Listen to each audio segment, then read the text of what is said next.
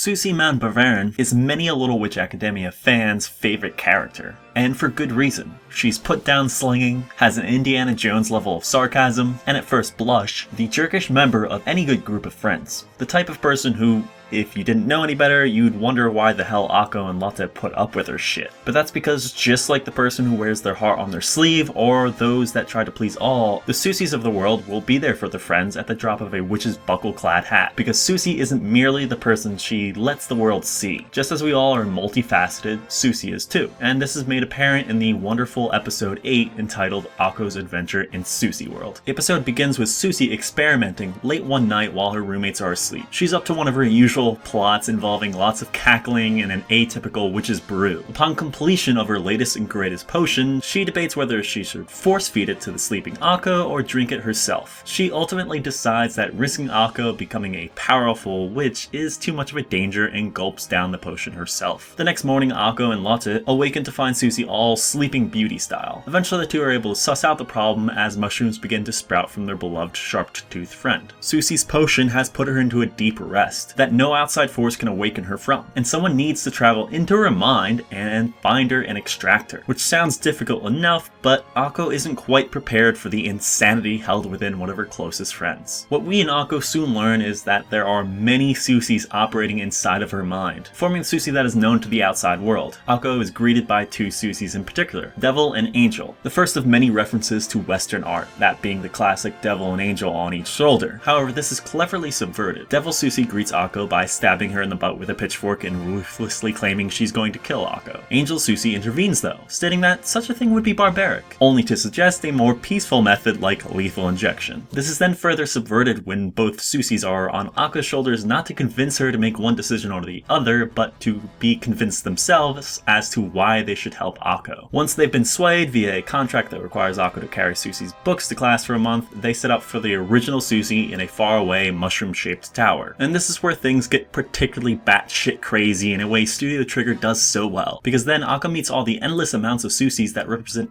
every little personality quirk, every desire, every fleeting fancy, every little bit of what makes Sucy, Sucy. The first of which is Lazy Sucy, who is amusingly snuggled up in a sleeping bag in the middle of the road like a caterpillar. This isn't any particular noteworthy aspect of this episode itself, but I wanted to point out how well Studio Trigger wrings every ounce of personality from their characters through their artwork in ways very few do. Where Sucyworld does begin to make major strides of its own is in the conversation had around this point between Akko and Angel Sucy. Akko remarks, after meeting Lazy and Impatient, that she has never seen her friend that way, to which Angel responds with, "The Sucy you know in the real world is only a fraction of herself. That all those Akko has met and will meet represent the many complexities of a single being. Those complexities may not bubble to the surface often, if at all, but they're still a key component of the person Akko considers a dear friend. We are all no different, and that Sucy isn't just a mean-spirited, mushroom-obsessed person we see on the outside," which is further proven by the lineup they continue through. One of the strongest examples of this are the brief appearances of easily influenced, quick to imitate, and copycat Sucy, all of whom are movie references. Easily influenced being the most identifiable thanks to the hooded robes and a blue lightsaber in her hands. Then quick to imitate is acting like Godzilla. Finally copycat, who is seen writing Japanese characters on her right cheek, that being Aho, meaning moron, just as Mitsuha does in 2016's blockbuster anime film Your Name. These all show one major relatable thing about Sucy, that she too watches Star Wars and pretends to be a Jedi. You know what I'm talking about. Those times you've waved your hand in front of an automatic door or lounged on the couch cocooned in blankets, your hand barely emerging from the covers in hopes you'll have latent force powers to save you from having to fracture your toasty human wrap to grab the remote. Sucy, who is so standoff, pretends to be a Jedi just like literally everyone else. Sucy, the most jaded of the bunch, likes the idea of being a giant lizard breathing irradiated fire. Sucy, who seems so disinterested in what anyone thinks of her,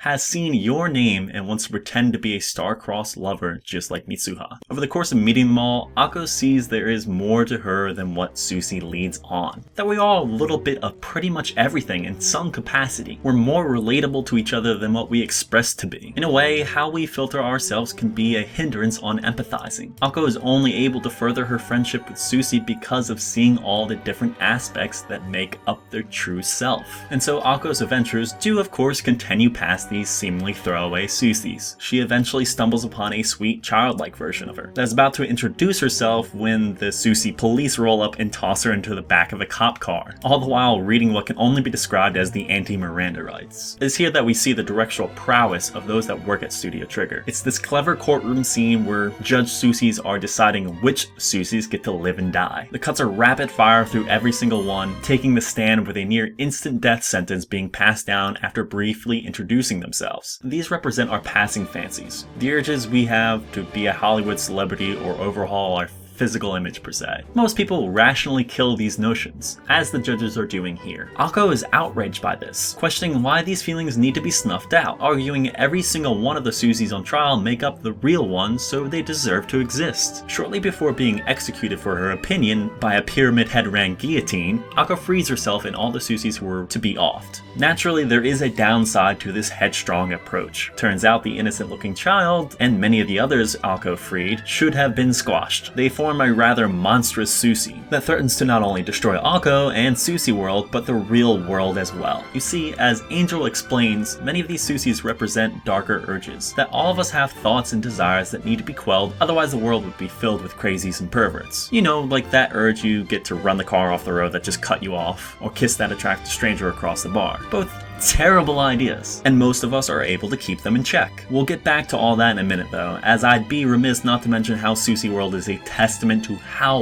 well Trigger handles references throughout their work. Often such things can be a cheap means of pandering for what amounts to the creators of said works uncreatively riffing on the efforts of others that their audience will recognize with no real purpose, other than the brief, near meaningless endorphin rush we get from recognizing something. It's an equivalent to a jump scare. But like jump scares, reference-heavy work can be done well. It just takes savvy. This episode has tons of them. As I've broken down, they're not just cheap, hey you know this thing. They have narrative purpose, while also making the viewer feel in the know like others do. It's also, as I mentioned before, really nice to see people creating anime that just doesn't show appreciation for other anime, but non-anime works as well, which Studio Trigger is really well known for. The industry can be so insular, so self-referential, which creates a barrier to entry that many feel is insurmountable, making the content created within that vacuum sterile, lacking an awareness to the world beyond its borders. But back to the main matter. Before Akko realizes her mistake of freeing all the Sucys, she, Innocent Child, Convertible, and Angel and Devil Sucys all head to a drive-in theater, where once more we get a reference, this time Steamboat Willie, aka the original Mickey Mouse cartoon. Akko is initially upset that Sucy is displaying Akko in her memories as a goofy, bumbling cartoon character. Then the next moment, their first meeting appears on screen, and a more picturesque art style overtakes the cartoonish. Despite everything, Sucy really does see Akko as a dear friend. There is even a memory of them participating in the broomstick relay race, which they lost in reality, but Sucy's memories show them as the winners, and that's because Sucy was just happy to spend time with Lotta and Akko, collaborating and competing in unison with her best friends. Shortly after, though, is when the shit really hits the fan, as Akko attempts to avoid the now colossal kaiju Sucy, eventually reaching her final destination, the tower where Sleeping Beauty lies. In comes more meaningful references and thoughtful discussion of the inner self. Upon reaching the original Sucy's room, even more references come flying in.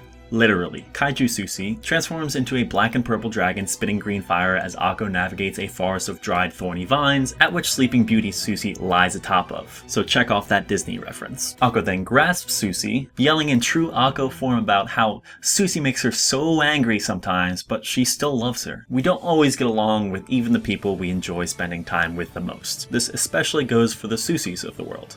The me's, because amongst my group of friends, I'm the sarcastic asshole who takes any opportunity to tease a friend. But when it comes down to it, I'm there for them, just as Sucy proves time and time again throughout the 24-episode run. The final moments of the episode start to play out, and we are led to believe it was all actually a dream. Akko and Lotta awake in their dorm. The school is fine, there aren't mushrooms growing everywhere, but when Akko goes to wake Sucy, Sucy ground pounds Akko's face into her bed just as she did in Sucyworld, then reminding Akko of the promise she had made to Angel and Devil about carrying her books to class for a month, followed by a cut to black and a lone mushroom appearing, leaving the audience wondering what was actually real, because Trigger can't just leave any opportunity to get some reference in this episode. This time I'd guess it's something related to Christopher Nolan's Inception. Akko's adventure in Sucyworld really nails the notion of many inner personalities that make up a singular person. The complexity that we all have within us, that which often gets strained, chopped, proofread and made presentable before we express it outwards. I do it with these very videos. Every script gets put through hours of rewrites, sometimes axing emotions or seemingly simple thoughts that feel inane. When talking music with my most music-loving friends, I don't always go on about my love for Maximum Hormone, nor do I explain why Yoko Kanno is an outright top 5 musician of mine, because that's not a conversation I want to have with them because they don't have any interest in it, and maybe it's a bit of self-consciousness. Because Little Witch Academia is right. We only show a fraction of ourselves to the world. That's a damn impressive feat of artistry to express through a vehicle of references to the likes of Fantasia, biblical histories, Disney, a Christopher Nolan directed film, Twilight, Star Wars, and so much more. As always, like, subscribe, all that nonsense, it is very much appreciated. I do try to get up a video per week. Don't hold me to it though, I'm not a professional. Though hey, if you support me in this matter, maybe I will be someday.